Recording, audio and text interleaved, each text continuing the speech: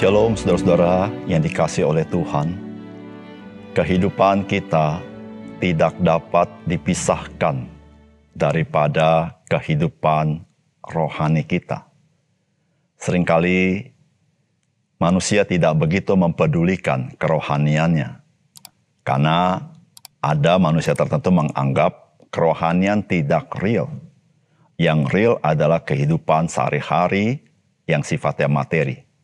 Tetapi saudara, ketika saudara mengalami anugerah Tuhan, sehingga rohani saudara dipulihkan, dihidupkan kembali, kita mengetahui bahwa kehidupan rohani kita sangat mempengaruhi kehidupan kita sehari-hari. Salam jumpa dalam program Tuhan adalah Gembalaku. Saudara, hari ini kita memulai perjalanan rohani kita dengan merenungkan firman Tuhan dari kitab 1 Samuel, yaitu sebuah kitab yang berada di dalam perjanjian lama. Saudara, kitab 1 Samuel ini mengisahkan bagaimana bangsa Israel dari pemerintahan yang dipimpin oleh Tuhan, yang kita kenal dengan teokrasi, kemudian beralih menjadi dipimpin oleh seorang raja, yang disebut dengan monarki. Saudara, pada zaman bangsa Israel dipimpin seorang raja, maka Israel menjadi satu kesatuan, tersentralisasi dipimpin oleh seorang raja, yang berbeda dengan pada zaman hakim-hakim yang terpisah-pisah antar suku. Nah saudara, di 1 Samuel ini merupakan kelanjutan daripada kitab hakim-hakim yang mengisahkan tentang hakim-hakim yang dibangkitkan Tuhan di pelbagai daerah untuk melepaskan bangsa Israel dari musuhnya. Dan saudara, Samuel adalah hakim terakhir yang Tuhan bangkitkan. Nah saudara, di dalam kisah 1 Samuel ini, saudara, kita melihat bagaimana Tuhan bekerja di tengah-tengah umatnya. Saudara, mari kita membaca 1 Samuel pasal 1 ayat 1 sampai 20. Ada seorang laki-laki dari Ramataim Sofim, dari pegunungan Efraim, namanya Elkana bin Yeroham bin Elihu bin Tohu bin Suf, seorang Efraim. Orang ini mempunyai 2 istri, yang seorang bernama Hana dan yang lain bernama Penina. Penina mempunyai anak tetapi Hana tidak. Orang itu dari tahun ke tahun pergi meninggalkan kotanya untuk sujud, menyembah, dan mempersembahkan korban kepada Tuhan semesta alam di Silo. Di sana yang menjadi imam Tuhan ialah kedua anak Eli, Hofni dan Pinehas. Pada hari Elkana mempersembahkan korban, diberikannya kepada Penina istrinya dan kepada semua anaknya yang laki-laki dan perempuan, masing-masing sebagian. Meskipun ia mengasihi Hana, ia memberikan kepada Hana hanya 1 bagian, sebab Tuhan telah menutup kandungannya. Tetapi madunya selalu menyakiti hatinya supaya ia gusar, karena Tuhan telah menutup kandungannya. Demikianlah terjadi dari tahun ke tahun. Setiap kali Hana pergi ke rumah Tuhan, Penina menyakiti hati Hana, sehingga ia menangis dan tidak mau makan. Lalu Elkana, suaminya, berkata kepadanya, "Hana, mengapa engkau menangis dan mengapa engkau tidak mau makan? Mengapa hatimu sedih? Bukankah aku lebih berharga bagimu daripada 10 anak laki-laki?" Pada suatu kali setelah mereka habis makan dan minum di Silo, berdirilah Hana, sedang Imam Eli duduk di kursi dekat tiang pintu bait suci Tuhan, dan dengan hati sedih ia berdoa kepada Tuhan. Sambil menangis terseduh-seduh, kemudian bernasarlah ia, katanya, "Tuhan semesta alam, jika sungguh-sungguh engkau memperhatikan sengsara hambamu ini, dan mengingat kepadaku dan tidak melupakan hambamu ini, tetapi memberikan kepada hambamu ini seorang anak laki-laki, maka aku akan memberikan dia kepada Tuhan untuk seumur hidupnya, dan pisau cukur tidak akan menyentuh kepalanya." Ketika perempuan itu terus-menerus berdoa di hadapan Tuhan, maka Eli mengamat-amati mulut perempuan itu. Dan karena Hana berkata-kata dalam hatinya, dan hanya bibirnya saja bergerak-gerak, tetapi suaranya tidak kedengaran, maka Eli menyangka perempuan itu mabuk. Lalu kata Eli kepadanya, "Berapa lama lagi engkau berlaku sebagai orang mabuk? Lepaskanlah dirimu daripada mabukmu." Tetapi Hana menjawab, "Bukan, tuanku. Aku seorang perempuan yang sangat bersusah hati. Anggur ataupun minuman yang memabukkan tidak kuminum, melainkan aku mencurahkan isi hatiku di hadapan Tuhan. Janganlah anggap hambamu ini seorang perempuan dursila, sebab karena besarnya cemas dan sakit hati aku berbicara demikian lama. Jawab Eli, pergilah dengan selamat dan Allah Israel akan memberikan kepadamu apa yang kau minta daripadanya. Sesudah itu berkatalah perempuan itu, biarlah hambamu ini mendapat belas kasihan daripadamu. Lalu keluarlah perempuan itu, ia mau makan dan mukanya tidak muram lagi. Keesokan harinya bangunlah mereka itu pagi-pagi, lalu sujud menyembah di hadapan Tuhan. Kemudian pulanglah mereka ke rumahnya di Rama, ketika Elkana bersetubuh dengan Hana, istrinya Tuhan ingat kepadanya. Maka setahun kemudian, mengandunglah Hana dan melahirkan seorang anak laki-laki. Ia menamakan anak itu Samuel, sebab katanya, aku telah memintanya daripada Tuhan. Saudara yang dikasihi oleh Tuhan, pergumulan di dalam keluarga merupakan hal yang telah terjadi sejak dahulu kala, bahkan sampai hari ini. Saudara, 1 Samuel ini mengisahkan kehidupan sebuah keluarga, yaitu keluarga dari Elkana. Dan Elkana ini adalah orang Efraim. Nah, saudara, dengan teliti Alkitab menyebutkan dengan banyaknya kata bin, menunjukkan bahwa memang Alkitab mencatat sesuai dengan sejarah dan keberadaannya. Saudara-saudara bisa ditelusuri. Nah, saudara yang kasih dalam Tuhan, Elkana ini mempunyai 2 orang istri. Yang pertama bernama Hana, dan yang kedua namanya Penina. Saudara, ingatlah satu hal, bahwa perilaku tokoh-tokoh Alkitab tidak selalu dapat diteladani. Termasuk di dalam kisah ini, yaitu seorang suami memiliki 2 orang istri.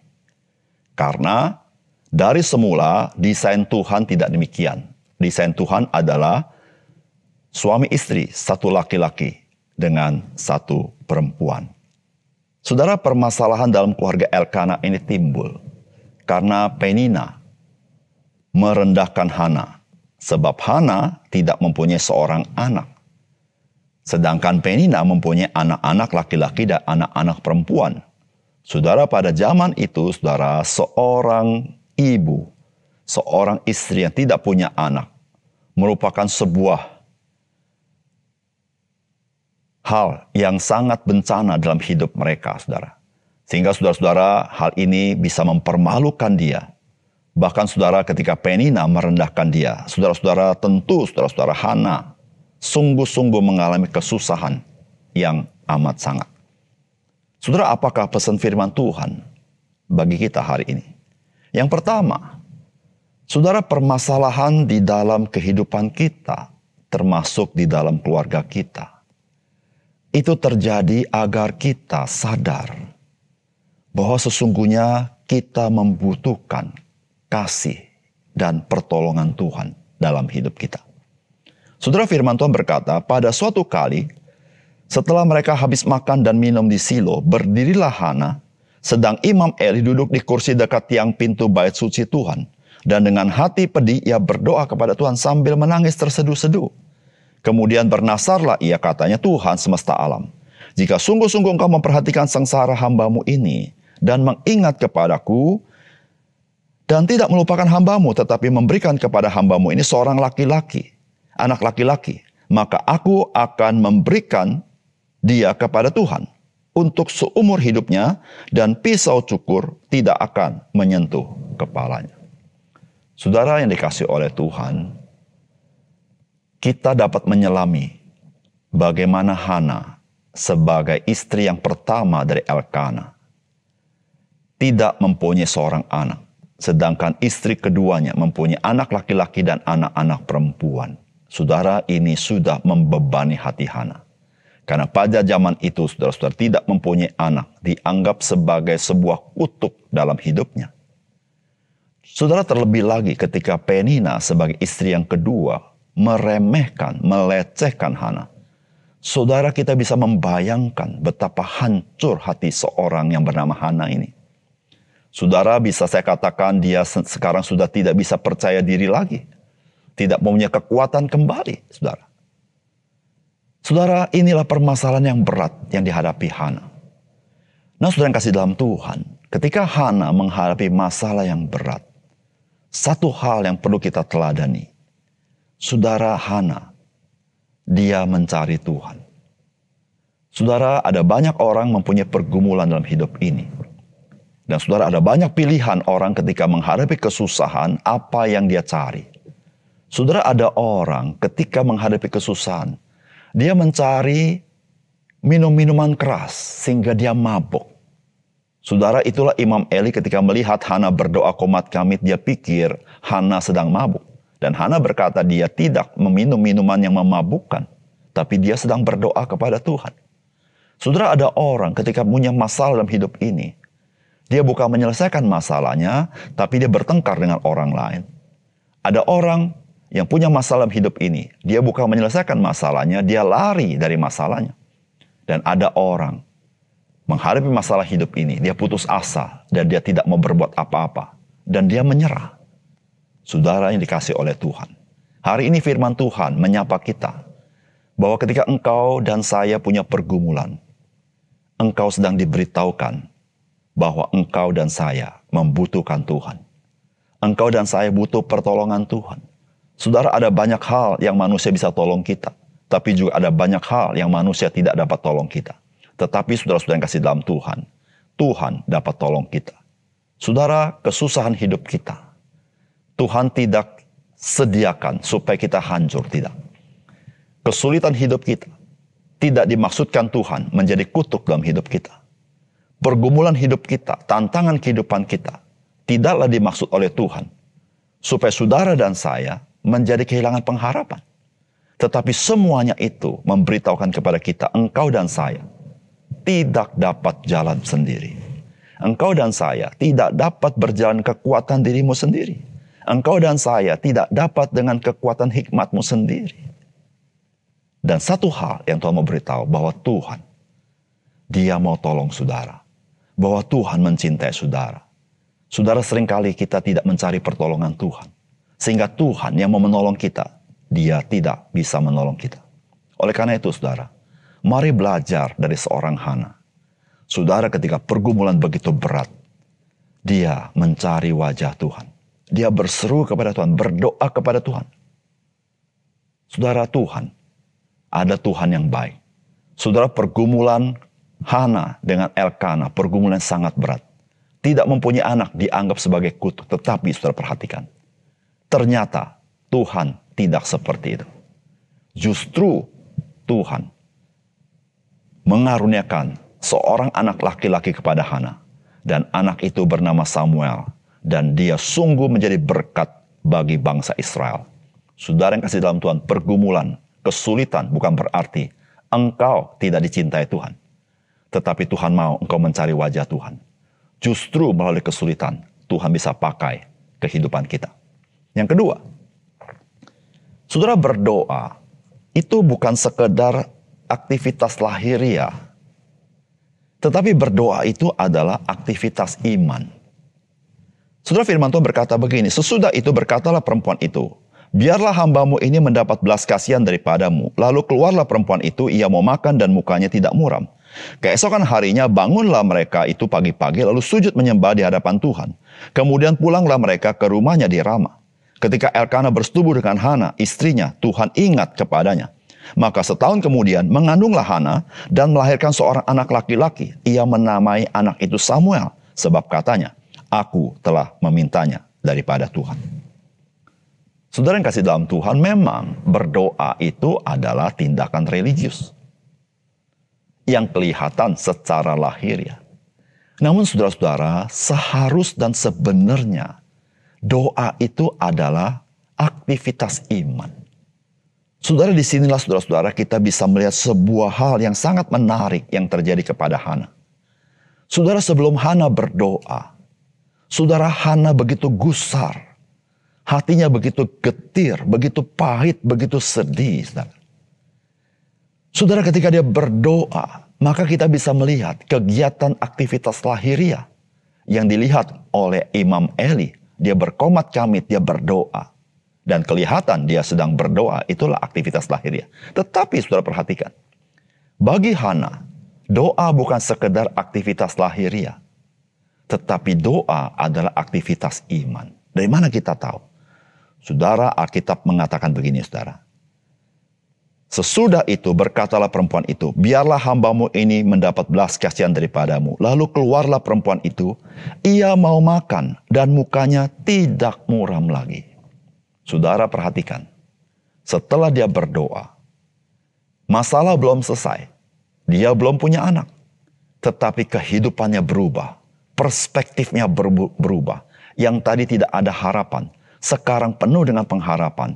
Yang tadi mukanya muram, sekarang mukanya tidak muram. Yang tadi dia tidak mau makan karena kesusahan, sekarang dia mulai makan. Saudara perhatikan, ketika kita berdoa, apakah kita hanya melakukan aktivitas lahiriah? Saudara yang kasih dalam Tuhan, jikalau engkau dan saya berdoa hanya aktivitas religius, aktivitas lahiriah, doamu tidak mengubah hidupmu. Tetapi jika doamu lahir daripada iman, maka doamu mengubah hidupmu. Meskipun apa yang kita doakan belum kita terima, tetapi yang pasti yang kita terima, Tuhan mengubahkan hidup kita. Saudara yang kasih dalam Tuhan, seringkali kita bermasalah hidup ini. Bukan karena apa yang kita inginkan, belum Tuhan kasih. Tetapi sebenarnya kita bermasalah dengan diri kita sendiri. Saudara, ketika kita berdoa, Tuhan memang belum menjawab doa kita. Tetapi Tuhan mau mengubah hidup kita. Supaya hidup kita menjadi hidup yang berarti. Hidup yang berguna. Hidup yang berfungsi. Saudara, seringkali masalah hidup kita membuat kita tidak berfungsi. Kita berhenti. Tetapi Tuhan tidak mau.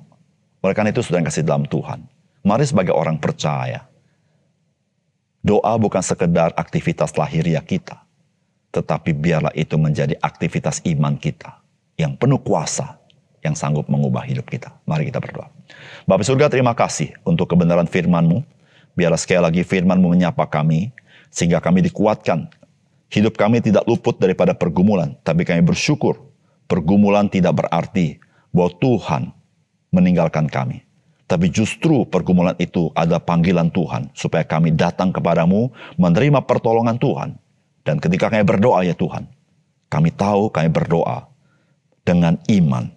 Sehingga doa dengan iman, Tuhan mengubah hidup kami. Terima kasih untuk firman Tuhan. Dalam nama Tuhan Yesus kami berdoa. Amin.